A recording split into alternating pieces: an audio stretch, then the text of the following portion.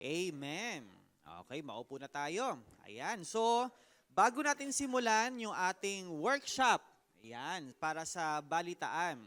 Okay, sino ba dito yung gusto maging reporter? Si Jaden? Anong pangalan mo? AJ, yan. Oh, dalawa lang sila. Oh, alam nyo bang ginagawa ng mga reporter? Sino dito nanonood ng news sa TV o kaya sa YouTube? Okay, sino yung kilala ninyong reporter? Pangalan ng reporter na kilala? I don't know. Kilala nyo ba si Mel Chanco? Oh, saan siya napapanood? Anong programa sa TV? Bukod sa magpakailanman, syempre iba yon. Anong news program ni Mel Chanco? Ano daw? 24 oras. Okay, alam nyo si Noli De Castro. Anong news program ni Noli De Castro? I don't know. Sa TV Patrol. Siya yon nagkasabi nun. O, sino dito kilala si Karen Davila? Okay, anong news program ni Karen Davila? CBN. Anong programa? Baka naisip nyo si Kalad Karen, iba yun. O, si Karen Davila, nasa TV Patrol din siya.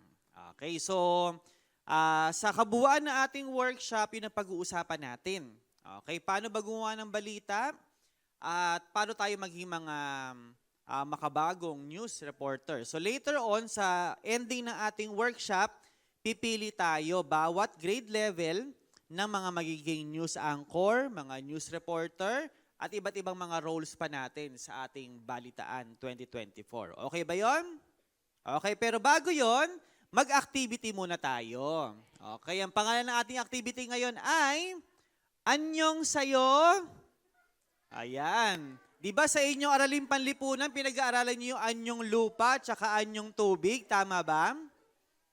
Oo. So, magpapakita tayo ng picture sa screen and then, tawag ito, tatawag tayo ng student para pangalanan niya. In Tagalog, ha?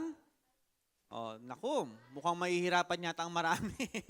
O, kailangan Tagalog yung pangalan ng anyong lupa o anyong tubig na inyong isasagot. Ready na ba? Okay, unahan na lang ng taas ang kamay, ha? May ano pa tayo? Isang mic pa para sa mga sasagot. Okay, ready na ba tayo? Sige. Maganda kung merong music, no? Habang tayo ay nag-activity. Okay. Unang picture. Sino may alam nung sagot niyan? Tagalog, ha? Tagalog. Okay. Tawa po. Very good, Lawa. Okay. Next picture. Ayan, ano naman yan? Anong anyong lupa yan? Isla. Isla o pulo. Tama. Okay, next. Okay. Next picture. Ito, anong anyong tubig yan? Si Jaden daw. Anong anyong tubig? Ilog. Ilog o river. Very good. Okay. Next picture. Yan. Anong anyong lupa yan? Bulkan. Vulkan, hindi. Yes. Bundok. Bundok. Very good. Anong name mo? Madi. Adi. Okay, next picture. Yan. Anong anyong lupa yan? Anong name mo? Aliazar. Plains. Mutan niya, plains daw. Pero sa Tagalog, ano ang plains? Anyong katapagan? Katapagan. Mali, may nabaliktad. Kapatagan? Okay, very good. Kapatagan, hindi katapagan. Sa English, plains. Pero sa Tagalog siya ay kapatagan. Yung sabihin ng kapatagan, patag. Flat na anyong lupa. Okay, meron pa ba tayong next picture? Last na pala yun. Okay. Medyo review tayo. Grade 4 to 6, ha? Nakalimutan na agad. Ako pa naman nagturo nun sa video lesson, di ba? May mga pinakita pa nga ako mga picture tsaka video, di ba? O, sige. So, proceed tayo sa una nating i-discuss ko ang news. Okay, pamilya naman kayo kung ano yung news, di ba? Ano ba yung news? Yung news? Mo alam. Ano yung news o balita? Anong name nito ulit? Ang news po is parang media where meron siyang information sa kahit anong events. Katulad special person nag-visit sa Philippines or pwede merong bagyo or kahit ano. Okay, very good. So sabi ni Marcos, ang news daw ay any information about, anong sabi dun sa ano natin? Information about, sabay-sabay nga, current events. Okay, ano ba ibig sabihin ng current events? Ano yon? Ngayon lang. Okay, ngayon lang, mga events na nangyari, ngayon lang. Ano ba ibig sabihin ng ngayon lang? Pwede bang events last week? Pwede bang event last week? Pwede bang events last year? Pwede bang events last century? Hindi, no? Kasi kapag yun ang informasyon, ang tawag doon, history na. Pero kapag current events, sa balita, pag sabi natin current events, pwedeng ngayong araw, ang pinakaluma is kahapon. Okay? Kaya napapansin nyo, di ba, sa mga news program, TV Patrol, tsaka 24 oras, tuwing kailan sila pinapalabas? Every once a week? Once a month ba pinapalabas sa TV Patrol? Hindi. Tuwing kailan? Every day. Pati nga linggo tsaka Sabado meron sila, di ba? O kasi araw-araw, meron tayong mga current events. Ayan. So, saan ba nagsimula yung pangalang news? N-E-W-S. Ayan. So, sabi ng na-research natin, ito raw ay nanggaling unang ginamit noong 14th century. O, kailan yung 14th century? Alam nyo ba kailan yun? Ano na yun? 1,400 years ago. O, di ba, napakatagal na 1,400 years ago, meron ng tinatawag na news o balita. Ito daw ay galing sa plural form ng new. Ano ibig sabihin ng new? Bago, di ba? Parang pwede mo i-connect dun sa current event. Matatawag mo bang bago ang balita kapag ito ay impormasyon no isang taon pa? Matatawag mo bang bago ang impormasyon kapag ito ay nakuha mo last week pa? Matatawag ko bang bago ang impormasyon kapag nakuha mo siya ngayon? Okay, so pag sabi natin current events o new, bago, kailangan ngayon. Okay, ano bang mga current events? Ano bang mga alam nyong current events ngayon? Mga balita? O siguro kung hindi man ngayon kasi mamaya pa magpapalabas yung TV Patrol, di ba? Ano yung mga balita kahapon? O considered pa rin current events yun. Ano daw? Ano?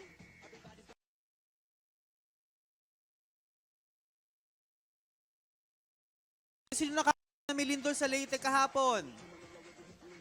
Konti lang. Okay, bukod doon, ano pa yung balita na alam niyo na naganap kahapon? Tuesday o kahit nung Monday? Ha? Ano daw? Anong balita? Anong news? I don't know. Don't know daw. Hindi ba kayo nanonood ng balita? Kailangan, kahit bata pa kayo, kailangan nakakasanayan nyo ng manood ng mga balita. Kasi information na kailangan nating malaman, especially kapag may mga sakuna, katulad nun, lindol, di ba? So, saan ba nagsimula yung lindol? Gaano ito kalakas? Meron bang napinsala? Meron bang nasaktan? O, wag naman sana, meron bang namatay? Yan, especially kapag bagyo, di ba? Ito, parating na yung month ng June, mag-start na yung mga bagyo. Yan, mahalaga ang balita sa panahon ng mga sakuna o mga disaster. Okay, next. Ano ba next natin? Okay, anong ginagamit ng mga reporter? Yan, sa pagkuha ng news. Ayan, syempre, bago dumating yung news sa atin, ito ay ginagawa o kinakalap ng mga reporter. Meron tayong tatlong. Okay, tatlong bahagi ng ating katawan na ginagamit ng reporter sa pagkalap ng news. Ano kaya yung tatlo na yon? Sino may alam? Ano yung tatlong ginagamit ng reporter sa pagkalap ng news? Tatlong bahagi ng katawan. Okay, ano yung nasa loob ng ating ulo? Okay, ano daw? Ano daw? Ano daw? Ano yung sagot? Brain. Brain, tama. Unang ginagamit ay brain para alamin ng reporter kung ito bang balita na ito bang impormasyon na ito ay tama o mali. Kasi ang bawat reporter, responsibility nila na alamin kung totoo ba yung balita o ano yung kabalita ng totoong balita? Yan, fake news. Especially sa ating panahon, di ba usong-uso yung fake news. O, kaya tayo mga bata, kailangan alam natin kung yung news ba ay tama o fake. O pangalawa, yung utak ginagamit natin para ma-identify kung fake news ba yun o hindi. Mata o eyes. Yan. Bakit siya ginagamit ng reporter? Kasi yung reporter, titignan niya yung kaganapan. Halimbawa, ibabalita niya tungkol sa sunog. Yan, bibilangin niya ilang bahay ba yung nasunog. Gaano ba kalaki yung sunog? Diba? So, ilang tao ba? So, ginagamit yung mata to observe yung mga kapaligiran kung saan kinukuha ang balita. At ang pinakahuli, yes? Mouse. Mouth. Very good. Yan, yung mouth. Para saan yung mouth? Okay, yung mga reporter kasi bukod sa nag-o-observe sila, bukod sa nag-iisip sila, sila ay nagtatanong. Okay, bakit sila nagtatanong? Tingin ninyo. Bakit nagtatanong ang mga reporter? Lagi sila may dalang mic tapos nag-i-interview sila ng... Oh, bakit sila nagtatanong? Yes? O, tingin nyo, bakit sila nagtatanong? Yes. Ito. To gain more information. Okay, very good. To gain more information. At ang mga reporter, lagi silang merong tinatawag na 5 W's. Ano ba yung 5 W's? Alam niyo yun? Pamilyar kayo doon? 5 W's. Bigyan ako ng isa. When. When. Isa pa. Where? Where. Meron pa? When. O, ito daw. Why. Why. O, meron pa ba? Who? Who. Very good. So, ano yung 5 W's natin? What, who, where, when, and why. Minsan, kasama rin dyan yung 1H. Ano yung 1H? How. Very good. Ayan. So, pag sinabi natin what, for example, sa balita, ano ba yung what sa balita? Halimbawa, ano ba yung Tagalog sa what? Ano, tama. Ano ba ang nangyari? Pumutok ba yung bulkan? Nagkalindol ba? May bagyo? May artistang may bagong pelikula? May presidente ng ibang bansa na pumunta sa Pilipinas? Yun yung what. Okay? Ano naman yung who? Okay, sino yung presidente nagpunta sa Pilipinas? Sino yung artistang may bagong programa? Sino yung mga inilikas o ni-rescue during the bagyo? Okay, ano naman yung where? Saan? Saan naganap yung lindol? Saan naganap yung bagyo? Saan inilikas o ni-rescue yung mga tao during the bagyo? Ano naman yung when? Kailan? Kailan nangyari yung bagyo? Kailan nangyari yung pagbisita ng presidente ng ibang bansa? Kailan ipapalabas yung bagong programa ng isang sikat na artista? Okay, at ano naman yung why? Bakit? Bakit bumagyo? Bakit lumindol? Yan, tinatanong yan ng mga reporter. Bakit lumindol? Kasi ito ba ay dulot ng pagputok ng bulkan o paggalaw ng lupa? Bakit may bagong programa si ganitong artista? Kasi meron siyang bagong love team, meron siyang bagong kung ano man. Okay, so ito yung mga tanong na tinatanong ng mga reporter. Okay, next. Okay, ngayon naman, manonood tayo ng maikling video presentation. Aalamin natin kasi ang balita, bago dumating bago natin mapanood sa YouTube, sa TV, meron siyang prosesong pinagdadaanan. Meron siyang 4. Okay, kaya hindi pala lahat may notebook. No? Yung mga notebook, take note. Kasi mamaya magkatanong ako ng ilang information mula dito sa panonoorin natin. So meron dyan, mapapanood kayong 4 na process ng news production at mga parang criteria. Paano ba pinipili ang isang balita? So panoorin natin ito.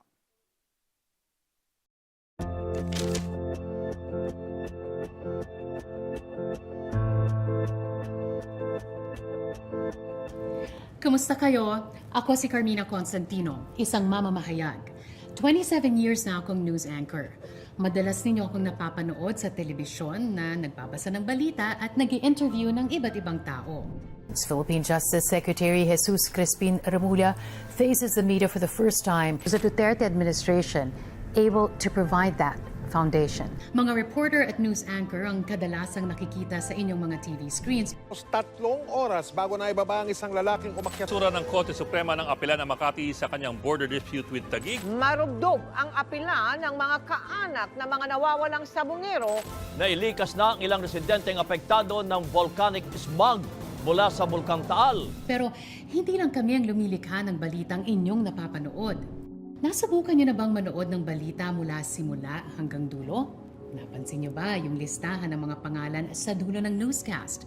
Maraming pangalan ang nakasulat sa end credits kasi ang bawat balita na inyong napapanood ay produkto ng trabaho ng iba't ibang tao.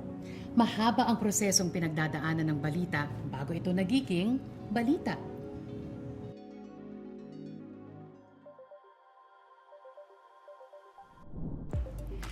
Step 1. Finding a news lead. Nagsisimula ang lahat sa pagkalap ng leads para sa balita. Hindi lahat na nangyayari sa araw-araw pwedeng maging bahagi ng newscast. Kung sa Facebook ay pwede tayong mag-my day ng kahit na ano, sa balita, kailangan piliin yung pinaka-importante o pinaka-newsworthy. Ito yung mga storya na, number 1, nakakaapekto sa maraming tao. Number 2, naglalaman ng mahahalagang impormasyon. Number 3, bago o latest na pangyayari. Number 4, may ambag sa ating lipunan, kultura at kamalayan. At number 5, isama mo na rin ang mga istoryang nakakaaliw, interesting at kakaiba. Araw-araw nagkakaroon ng story conference ang buong newsroom para desisyonan kung aling mga balita ang newsworthy at alin ang hindi. Step 2. Original research. Kung sa Twitter, madalas tayong mag-post ng ating mga saloobin, opinyon at kung ano man ang pumasok sa isip natin, sa balita, hindi pwedeng basta-basta lang maglabas ng kahit na ano. Kailangan kumpleto ang detalye. May resibo. Kumpleto. Ibig sabihin, nandyan ang 5 W's and 1 H.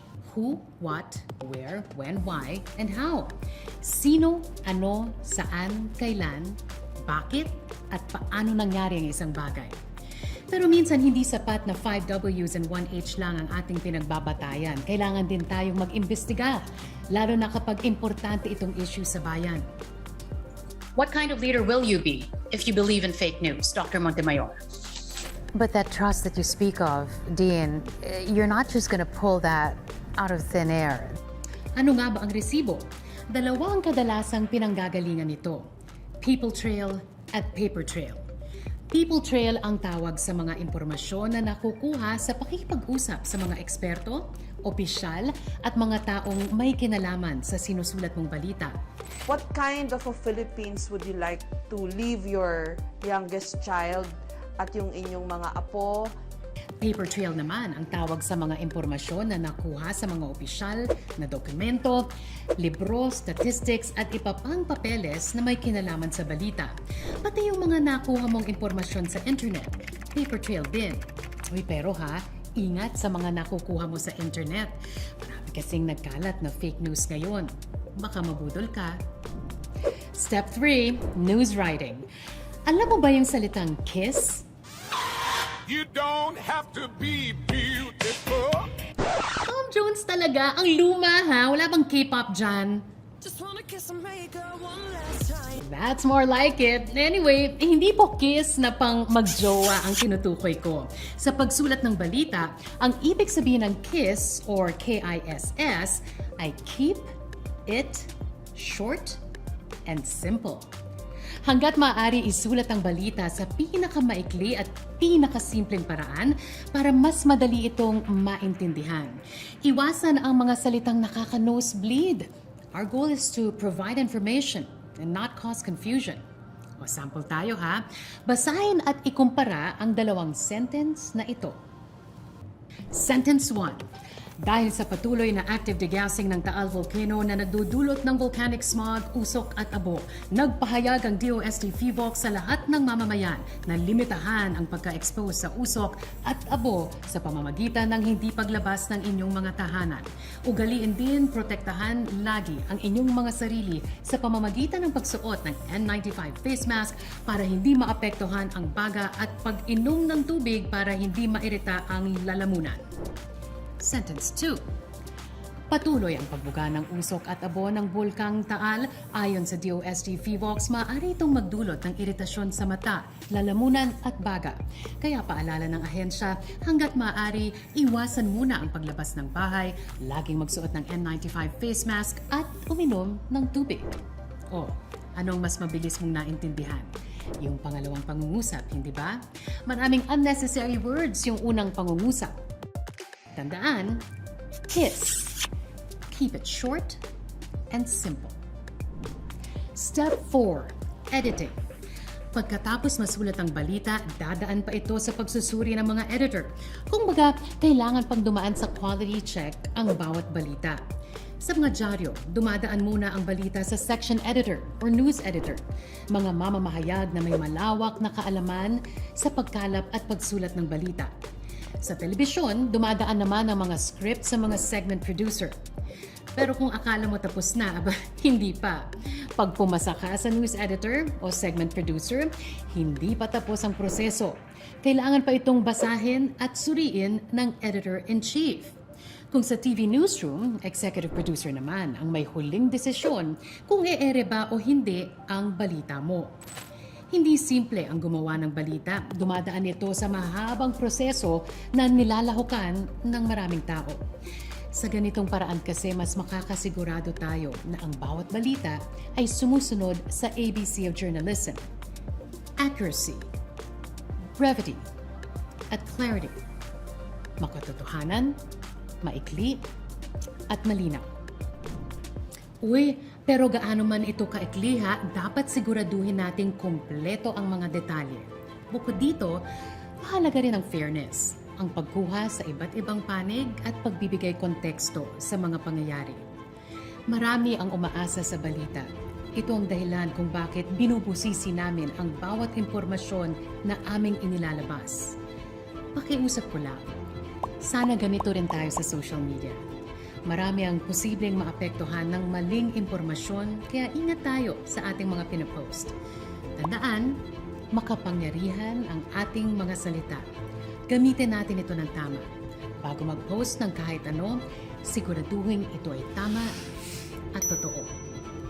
Ako po si Carmina Constantino para sa Media and Information Literacy Project ng UP Diliman.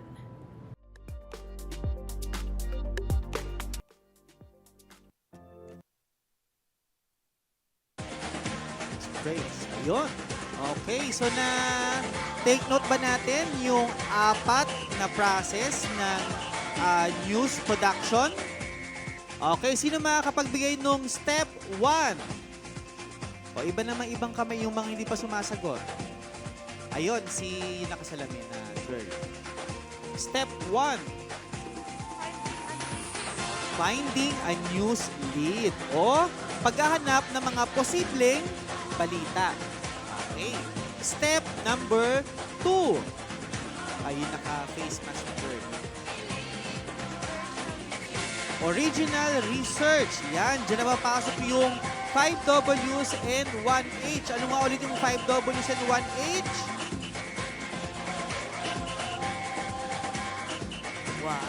What? Where? How? Yung 1H. Meron pa tatlong W. When?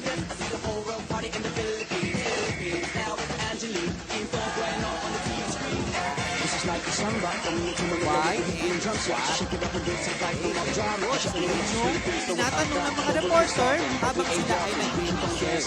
At bukod sa interview, di ba meron pa silang tinatawag na dalawang trail? Ano yung dalawang trail na yon? Isang trail. People's Trail. People trail. At yung isa pa, yung naka-face mask naman na boy, Paper Trail. paper trail. Ayan. People trail kapag sila ay nag-i-interview ng mga tao.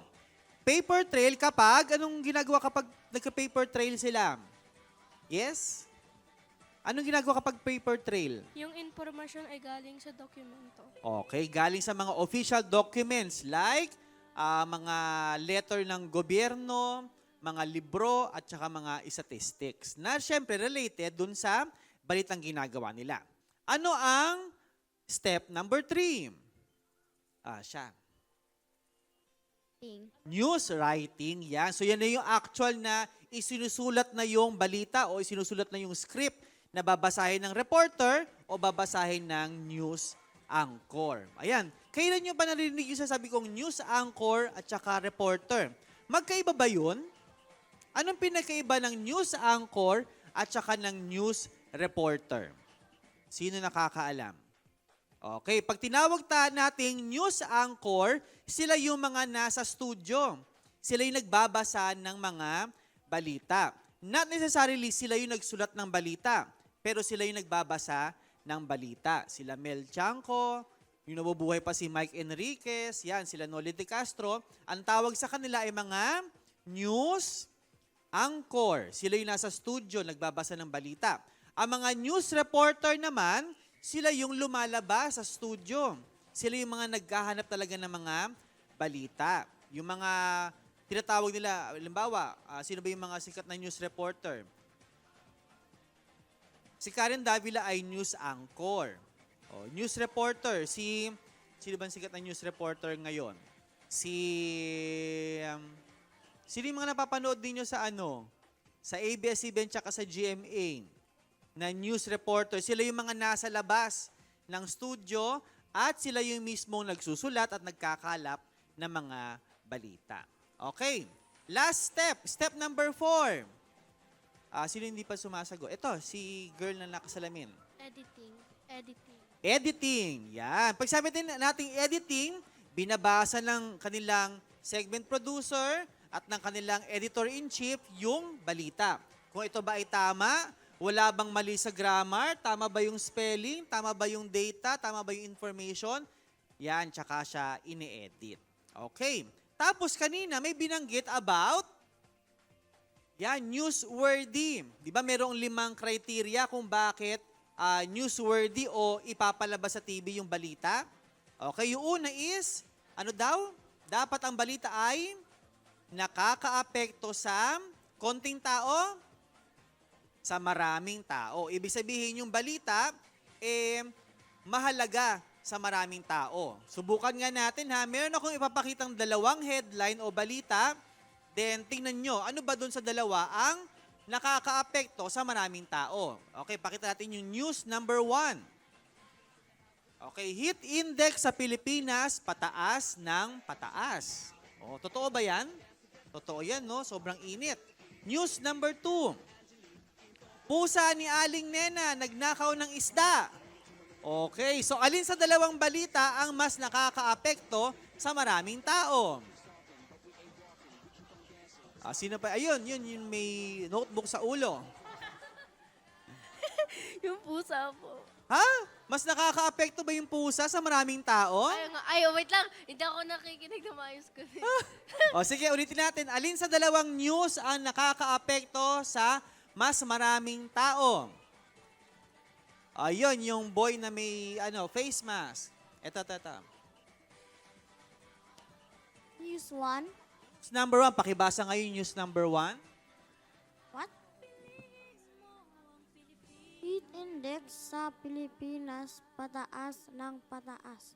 Yan. Yan yung mas nakakaapekto sa maraming tao. Kasi di ba lahat ba tayo nakakaramdam ng init ngayon? Okay, di ba? Although naka-aircon tayo sa classroom, pero paglabas mo sa kalye, napakainit, di ba? So, yung balita about heat index ay nakakaapekto halos sa ating lahat. Samantalang yung balita about sa pusa ni Aling Nena, baka siya lang yung naapektuhan. O yung kapitbahay niya na ninakawan ng isda ng kanyang pusa. Okay. So, pangalawang criteria ng newsworthiness, pakibasa nga. Sabay-sabay tayo. 1, 2, 3. Okay, naglalaman ng mahalagang impormasyon. Sabi nga kanina, ang mga balita kailangan, ano yun? Yung KISS? Ano ibig sabihin ng KISS? Keep it short and simple. Keep it short and simple. Pero kahit na maikli ang mga balita, kailangan kumpleto ang impormasyon. So tingnan natin sa dalawang balitang lalabas, alin dyan ang may naglalaman ng mahalagang impormasyon. News number 1. Presyo ng langis tataas ng 50 cents bukas. News number 2. Presyo ng bilihin tataas na naman. Alin sa dalawa ang naglalaman ng mahalagang impormasyon? Si ano naman? Oh, tontuwa siya. Okay, anong pangalan? Pangalan muna. Harold. Harold, anong sagot? News 1. News number 1. Pakibasa ngayon news number 1. Presyo ng langis tataas ng 50 cents bukas. Okay. Pareho yung balita ay patungkol sa pagtaas ng presyo ng bilihin. Pero bakit mas tama yung news number 1? Bakit mas tama yung news number 1? Ang news number 1, nagto-talking about ng specific item na Okay. tataas ng 50 cents bukas. Okay. How about news number 2?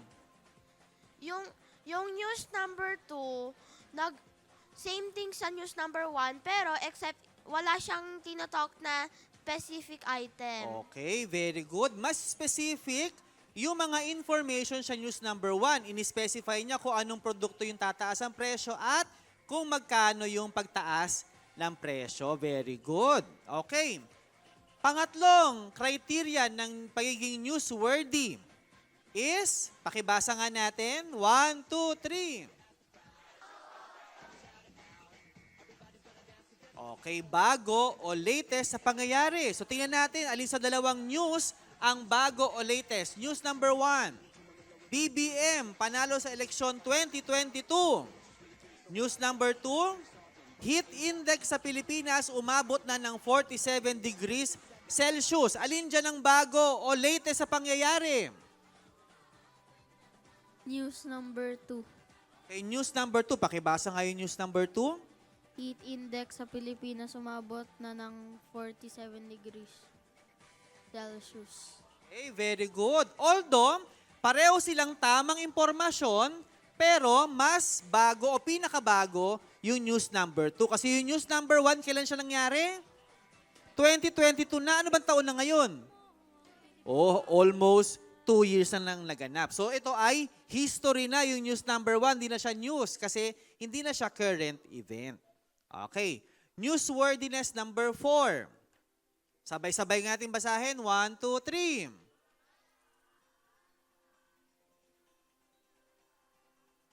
Okay, may ambag sa ating lipunan, kultura at kamalayan. Ano ba ibig sabihin ng ambag?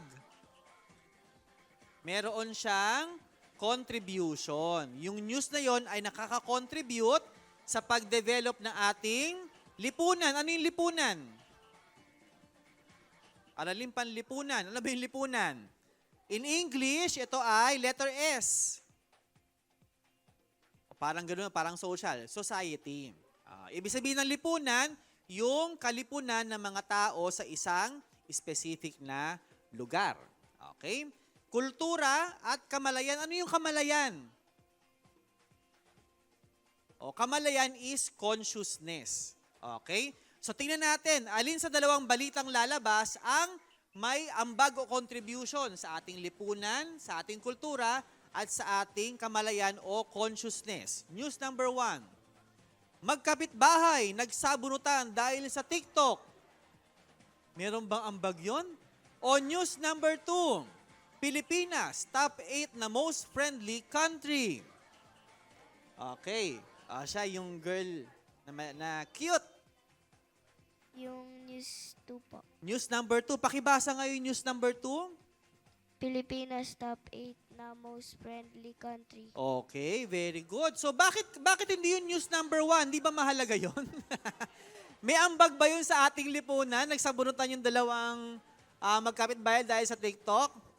O mas mahalaga para sa ating lipunan, kultura at kamalayan yung malaman natin na tayo ay top 8 na pinaka-friendly daw na country. Yan. Bakit siya mahalaga o bakit siya may ambag? Kasi naipapakita nito yung kultura natin na hospitable ang mga Pilipino. Tama ba? Hospitable o mababait ba ang mga Pilipino? Sino ang mga Pilipino dito? Ay, konti lang yung Pilipino dito. Mababait ba kayo? No! Ang mga Pilipino, naturally, mababait. Okay, newsworthiness number 5. Ayan, ano daw yung number 5? Basahin natin. 1, 2, 3. Okay, nakakaaliw, interesting, at kakaiba. Okay, alin sa dalawang balita ang nakakaaliw, interesting, at kakaiba? News number 1. Lalaking may malaking kamay, pinagkaguluhan. O news number 2. Classmate ni Ray nagbasa ng libro sa library. Alin kaya dyan ang nakakaaliw, interesting, at kakaiba? News number 1. News number 1. Pakibasa ngayon news number 1. Lalaking may malaking kamay pinagkaguluhan. Kay lalaking may malaking kamay pinagkaguluhan. Kasi di ba normally, ang kamay natin ay malaking-malaki ba? Kasi laki ng ulo mo? Hindi, no? Kaya kapag may nakita kang lalaki medyo malaki yung kamay, mas malaki pa sa kanyang ulo, napanood ko yan sa KMJS. Nanonood ba kayo ng KMJS? O ng Rated Corina? Di ba? Usually, yung mga story nila doon, mga kakaiba. Di ba? May taong 6 ang daliri sa isang kamay. May taong malaki yung sobra yung ilong. Di ba? Mga kakaibang storya.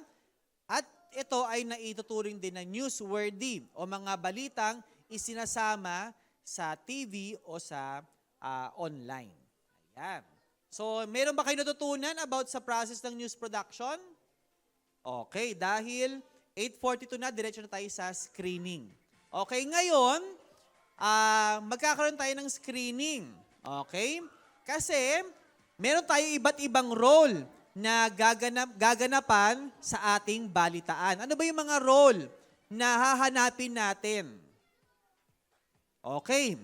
Bawat grade level, pa-prepare na ng mga 4 na stand. Okay, ano ba yung mga roles na ating hahanapin para sa ating balitaan? Bawat grade level, kailangan natin ng 3 news anchor. Ayan, sino kaya ang gusto maging news anchor? Kailangan natin ng 12 o 12 reporters. Yan, kailangan natin ng mag-act na 3 chef, yung magaling sa pagkain. O tsaka may costume din, syempre dapat siya ng chef. 3 tour guide, yung mga mag-guide sa ating mga reporters sa iba't ibang panig ng Pilipinas. Hindi, medyo layo-layo ng konti. Okay, at 6 na Pinoy Henyo players. Ayan, so, at ilang mga extra. Okay, para malaman ng teachers ninyo, okay, pa-distribute naman ako nito sa mga advisors. Ayan, so, meron tayong babasahing maikling script lang, no? At titignan ng ating mga advisors, sino kaya ang possible sa mga roles na yan. Ready na ba kayo? Okay, unahin natin ang mga grade 4 muna. First 4. Okay, punta sa stage, tapatan yung mga mic. 4, we need 4.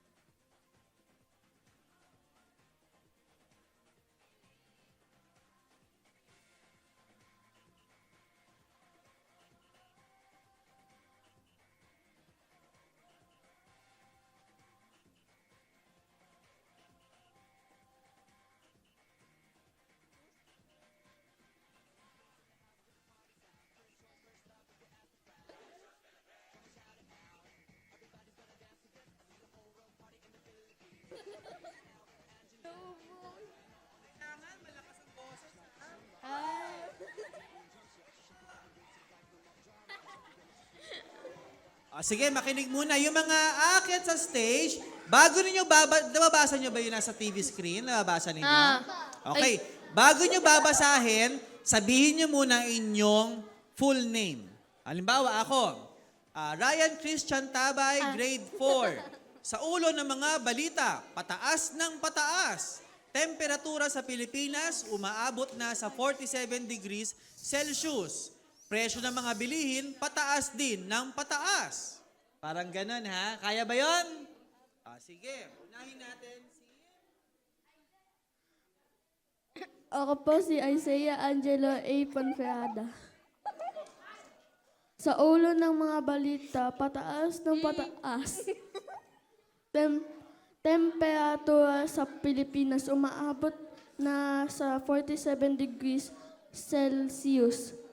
Presyo ng mga bilihin, pataas din ng pataas.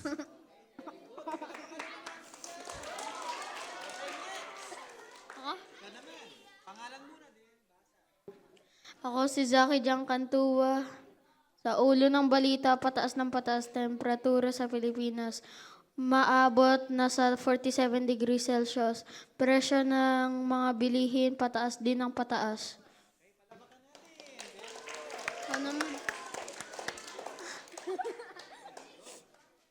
Ako si Scarlett Tipang. Ako si Scarlett Tipang Hulan.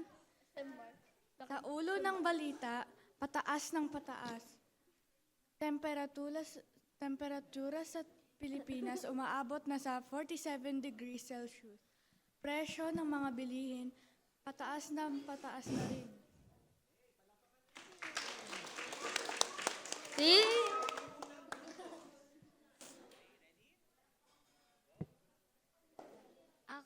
Ako si Tina Sofia Sedelia. Sa ulo ng balita, pataas ng pataas. Temperatura sa Pilipinas umaabot na sa 47 degrees Celsius. Presyo ng mga bilihin, pataas din ng pataas.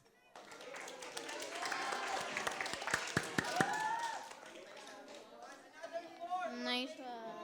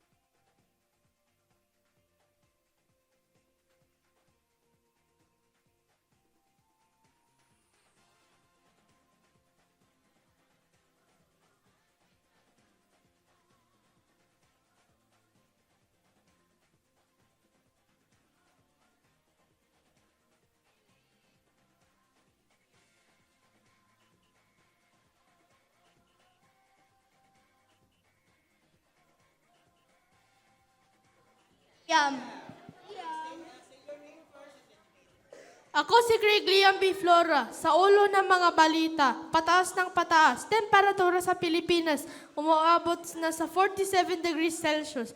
Presyo ng mga bilhin, pataas din ng pataas.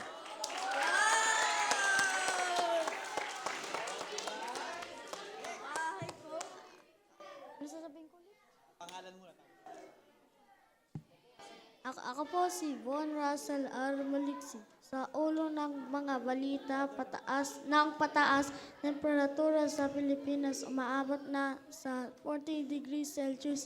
Presyo ng mga bilihin, pataas din ng pataas. Ako po si Jorel Jr. C. Artega.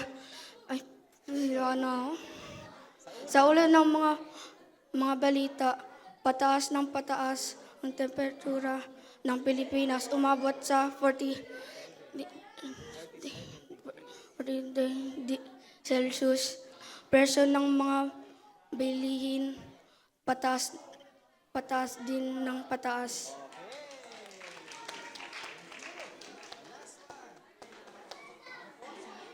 Ako po si Miguel Jaden Rodriguez. Sa ulo ng balita, pataas na pataas. Temperature ng Pilipinas, umabot sa 47 degrees Celsius. Pwesto ng bilin, pataas din na pataas.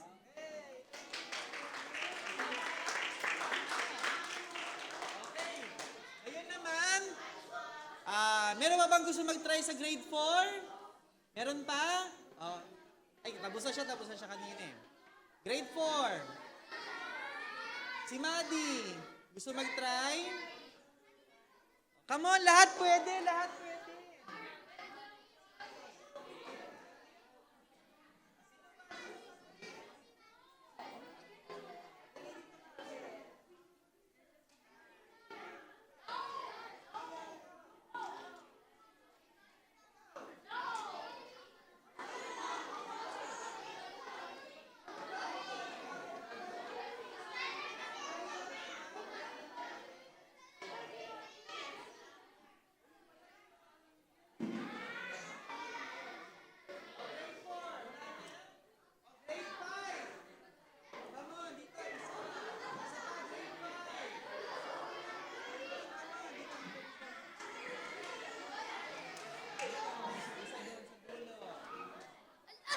La. Taas ka ng isa pang step. Ay, baba ka na lang. Ay, wala na ako. Ayoko na.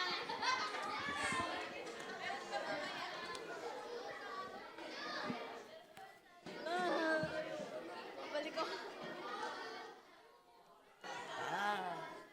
Okay, same mechanics ha. Sabihin mo na yung pangalan, tapos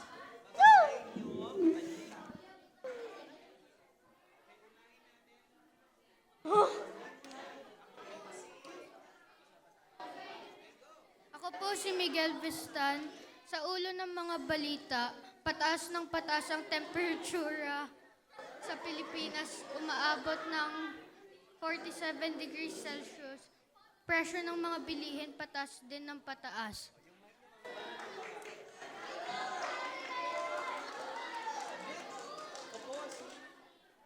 Ako po si Safia Rashkel Cizarol. Sa ulo ng mga balita, pataas ng pataas. Temperatura sa Pilipinas umaabot na sa 47 degrees Celsius. Presyo din ng mga bilihin, pataas din ng pataas.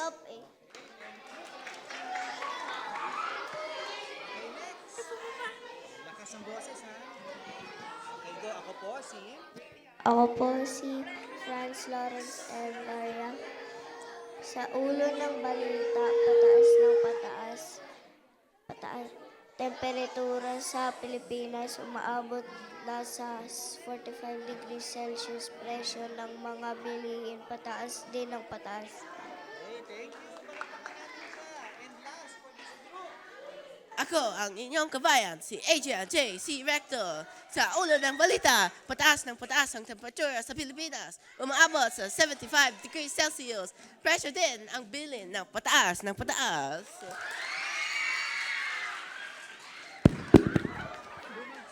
Yun, pababa ng pababa ang mic.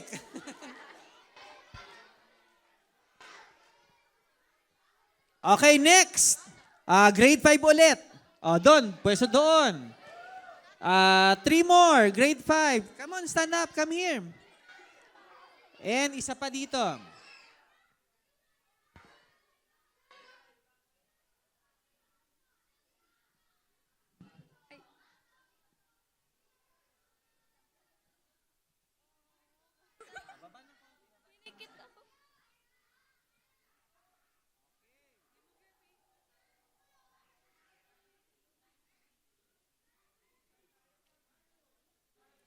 Is this working again? My name is Marcos Gaben C. Dalanon. Sa ulo ng mga balita, pataas ng pataas. Temperatura sa Pilipinas umaabot na sa 47 degrees Celsius. Presyo ng mga bilihin, pataas din ng pataas!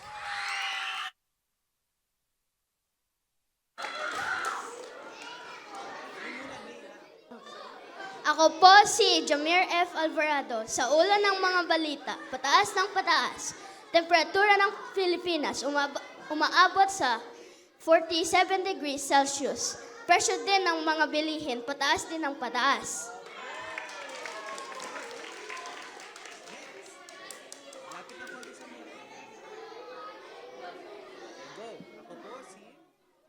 Magandang araw, ako po si Sheena Alush Alposadas. Sa ulo ng balita, pataas ng pataas ang temperatura sa Pilipinas. Umabot ng 47 degrees Celsius. Presyo ng bilihin sa pataas ng di pataas. Presyo ng mga bilihin pataas din ng pataas.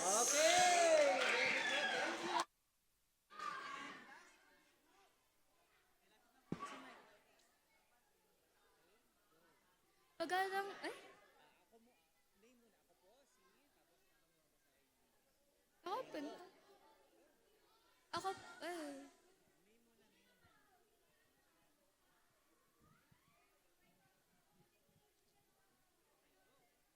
Ako, Ako po si Naisen R. Ademi. Sa ulo ng balita, pataas ng pataas ang temperatura sa Pilipinas. Umaabot na sa 47 degrees Celsius. Presyo ng mga bilihin pataas din ng pataas.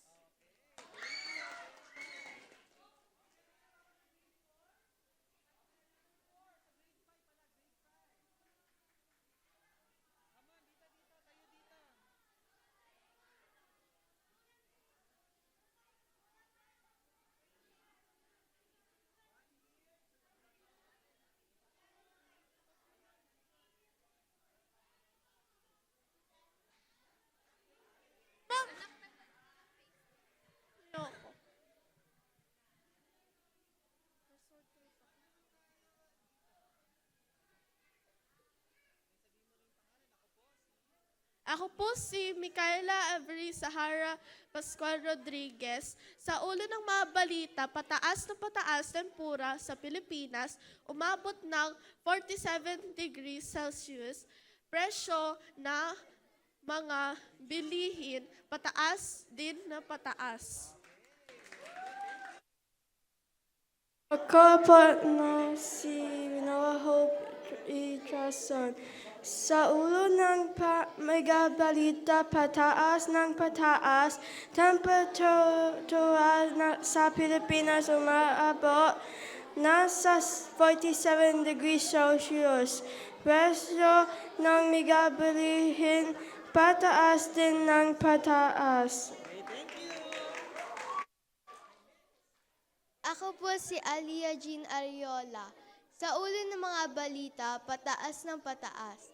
Temperatura sa Pilipinas umabot na sa 47 degrees Celsius.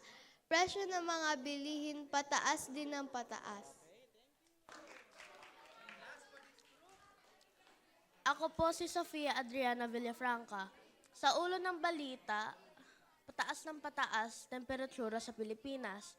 Umaabot sa 47 degrees Celsius. Presyo ng mga bilihin, pataas din ng pataas.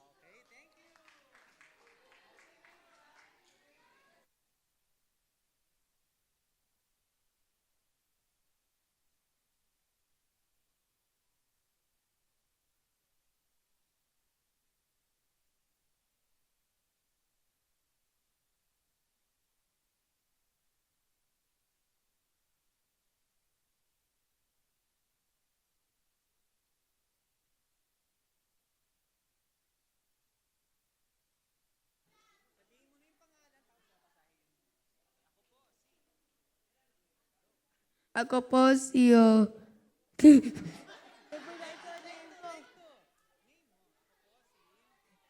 Ako po si Kix Joaquin.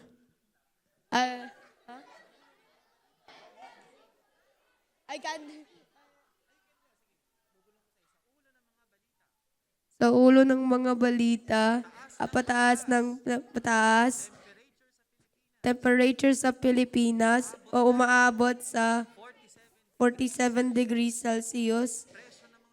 Pressure ng mga bilihin, pataas din na pataas.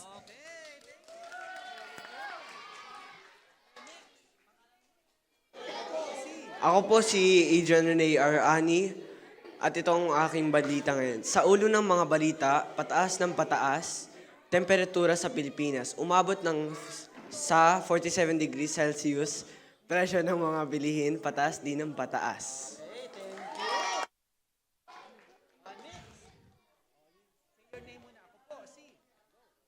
Ako po si Alec Friday.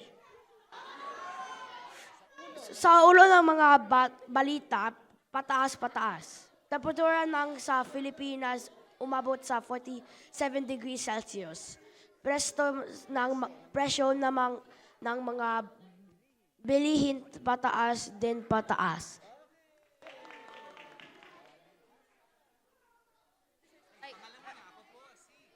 Ako po si Evan Sabrina D. Inigo. Wait lang po, hindi ko makita. Hindi ko Sa ulo ng mga balita. Sa una ng mga balita, pataas ng pataas. Temperatura sa Terem- Pilipinas. Wait lang. Sige. Temperatura sa Pilipinas. Temperatura sa Pilipinas umaabot ng 47 degrees Celsius. Presyo ng mga wait lang. Pataas din ng pataas. Presyo ng mga bilihin pataas din ng pataas. O meron pa, last score.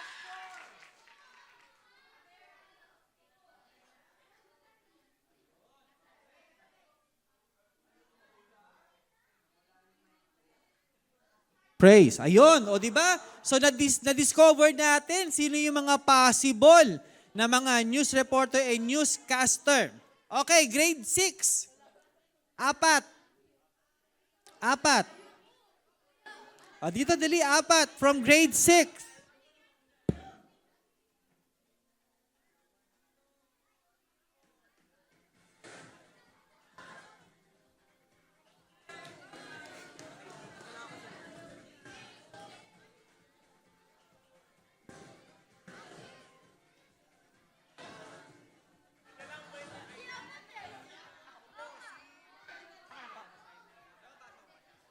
Jacob.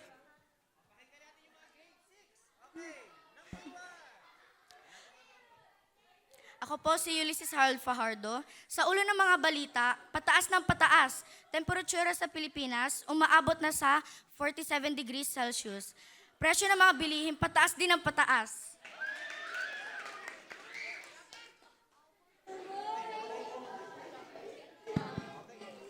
Tumitibok. Ay, sorry.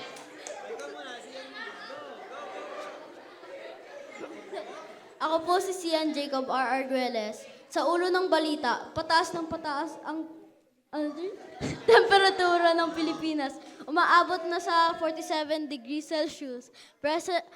Presyo ng mga bilihin, pataas din ng pataas.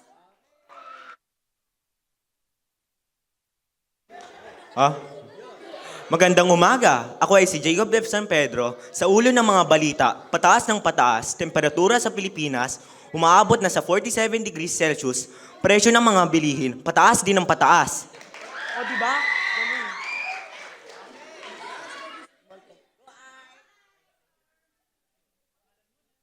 Ako si D'Artagnan R. Valioso. Sa ulo ng mga balita, pataas ng pataas. Temperatura sa Pilipinas umabot na sa 47 degrees Celsius.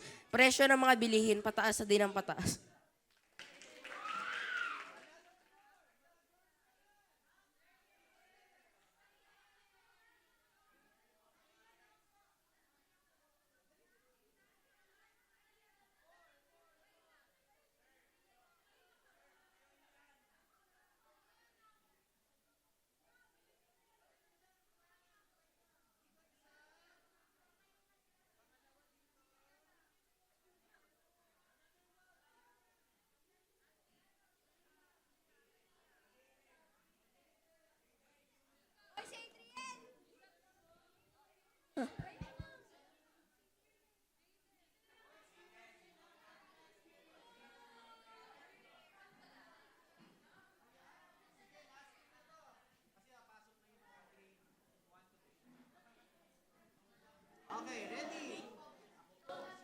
Ako po si Dana Jane Silagan. Sa ulo ng mga balita, pataas ng pataas. Temperatura sa Pilipinas umaabot na sa 47 degrees Celsius. Presyo ng mga bilihin, pataas din ng pataas. At ako po si Aliana Sairin L. Cesario. Sa ulo ng mga balita, pataas ng pataas. Temperatura sa Pilipinas umaabot na sa 47 degrees Celsius. Presyo ng mga bilhin, pataas din po ng pataas.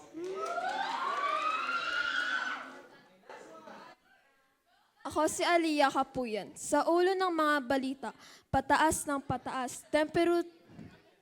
Temperatura sa Pilipinas umaabot ng 47 degrees Celsius. Presyo ng mga bilihin pataas din ng pataas. Ayan. So habang nag-screening tayo, inyong mga advisor ay nag-take note na. At mamaya malalaman nyo na kung ano yung mga roles o mga part na inyong ipe-play sa ating balitaan. So for the grade 4, 5, and 6, ang shooting natin ay sa Thursday. Yan. So meron tayong schedule, no? So yung mga mapipili ni teacher mamaya, i-prepare na ang inyong mga costume. And much better kung pagpunta dito, especially sa mga girls, naka-makeup na para konting ayos na lang tayo. Okay?